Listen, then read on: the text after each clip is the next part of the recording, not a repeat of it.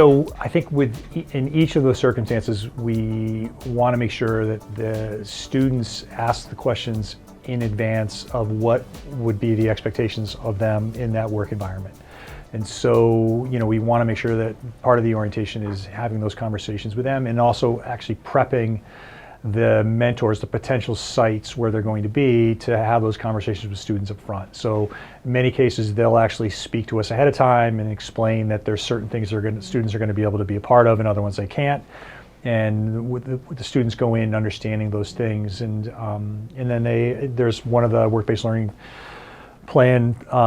skills that students are being evaluated on is basically the understanding workplace policy, and so we want to make sure that they're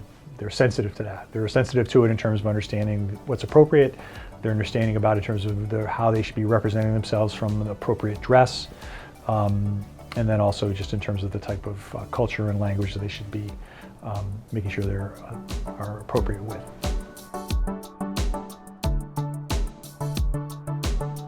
That's a really good one. It's a really challenging one, particularly for a rural school. The best way to answer that is to try to keep a commitment to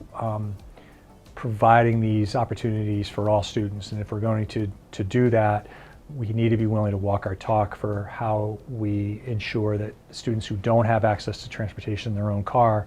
we can figure out a way to help them do that. So, we were fortunate enough to have a school van available to us for many years, and sometimes we were able to have a staff member that was dedicated to driving students. In other years we didn't, or in other days we didn't, and it was all hands on deck, and let's make sure we help this kid find a way to get there. Sometimes it's about finding them a ride off campus and happen to have another intern that's going that way, and then that a peer of theirs is actually dropping them off at their internship. Fortunately, more recently, the district has really made a strong commitment to equity, and so we have 2 of our own school vans that are available to us to bring students to a range of different career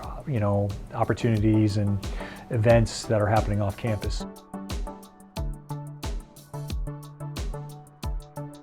So right now, I think that we're in this position where we've had to really step off of that because of COVID. Prior to COVID, we had to be amenable to working with them, knowing that the flu vaccine was becoming essentially required of students. So we would work with Fairview Hospital, for example, and the students would maybe potentially intern their first marking period and fourth marking period, and then their internship in healthcare might be something like with a school nurse or some other environment here where maybe they become a teaching assistant in a science class if they weren't old enough to be there during the winter months when the flu is at its highest point. I think now with COVID, we're working on trying to come up with alternative solutions for students. So really right now it's like, can we help them find a mentor and maybe do something virtually, and again, utilize some of the other environments that aren't necessarily oriented around the hospital for students to maybe potentially work with a dietitian, maybe somebody in more of an office setting. So a couple things that we did was to try to help with that is, one is we found a community partner, actually a number of community partners that we've worked with to develop this trades pathway apprenticeship program through Construct, which is the program that works for people who are in need of housing and additional support, as well as Green Agers, a local community partner that does a lot of job readiness in the green industry, to develop this trades apprenticeship, which is really where they could take on the insurance component of it, and then also provide access to transportation and a mentor that could kind of be the pre-apprenticeship for students who want to go into the trades while they're still too young to really be part of a job site. And then once students are ready to go onto a job site, there are just going to be certain things, if they're underage, that they can't do. And so they may have some fairly menial work that they're going to do in order to be available to be on a job site and to be part of it. But the employers are really helpful in terms of they want students in those fields, and so they do a good job of exposing them to the trades and giving them kind of tasks that they can do without being in, compromising their safety. And then eventually, when they become of age, they can begin to start to take on a little bit more responsibility. I think for schools that are thinking about wanting to begin to implement some sort of work-based learning opportunities, I would be encouraging them to start with trying to find ways to create win-wins. Look for early opportunities where there is a local partner that is looking for to take on an intern that think would be a good fit, and that would not necessarily be a heavy lift. And finding students that you feel like would be a good beginning step to really put in a work-based learning environment, and build from there, and treat it as an iterative process, as in it's not going to all be perfect, and you're going to have to adapt to things as things go forward, but treat it like, rather than saying, well, that didn't work, so let's scrap it, let's think, okay, what worked and what didn't work, what can we learn from it, how do we want to build on some of the success of what actually did work, and how can we replicate it, and then let's try to start solving some of the problems that maybe got in the way that we potentially could take some lessons from and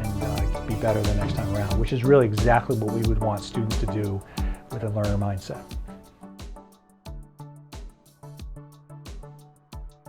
Yeah, I mean, I think that the thing that has been most valuable for us to remind ourselves of in engaging in these types of things is that the community desperately wants to support students, and our students are looking for purpose and meaning in their education. And up until this point, many of the things that they've had to do in their education, they've been required to do, and they've been told they have to do, and they are pursuing a lot of their paths based around things that are important to other people, and they think it's important to them, but they're not sure. And internships provide them with a platform to feel like they have some choice in their learning, and begin to start taking some agency over their experience in the direction that they're going. And very often it provides them with a mentor that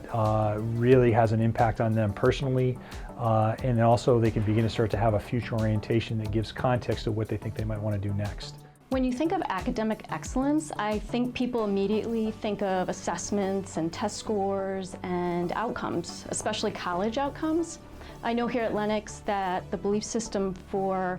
many years is that academic excellence was measured by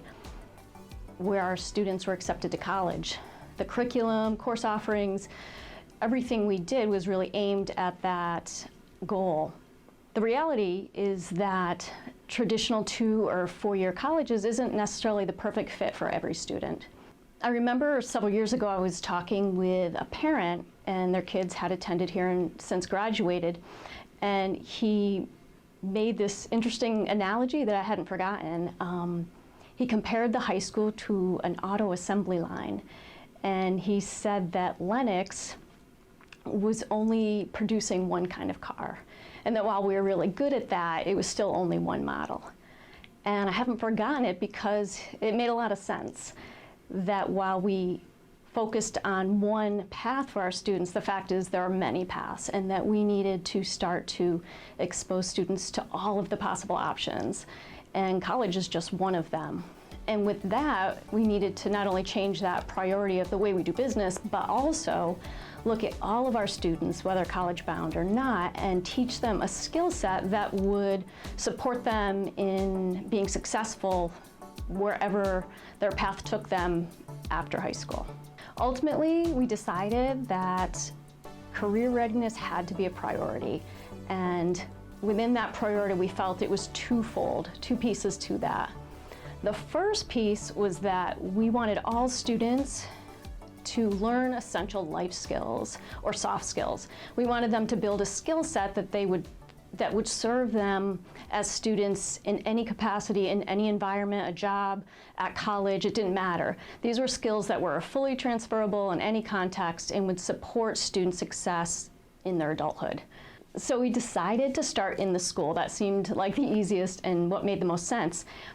And we're always on the lookout for opportunities that we could capitalize on that would assist us in programming this new career readiness model. Because we'd gained support from the administration, we were able to get involved in some hiring, and when the opportunity arose to hire a new business teacher, we were part of that. And we were able to adapt this position to meet our new priority. So this new person, we decided, would initiate our new Strategies for Success program. And what that was is students starting in grade 6 all the way through 9th grade would be required to take a series of courses about strategies for success. That would be the starting or the entry point for students into true career readiness education. By 9th grade, they really then would start to have other opportunities to gain some experience and some knowledge around different careers, their personal interests, their doing career exploration. A number of different opportunities would then exist starting in high school, but we would begin as early as 6th grade. In the end, I think everyone has recognized that post-secondary success is optimal when priorities, academic priorities, are paired with career readiness, and it is the two together that really creates the academic excellence. Students will leave us far better equipped to enter whatever path they choose to follow and hopefully experience personal success in whatever that is.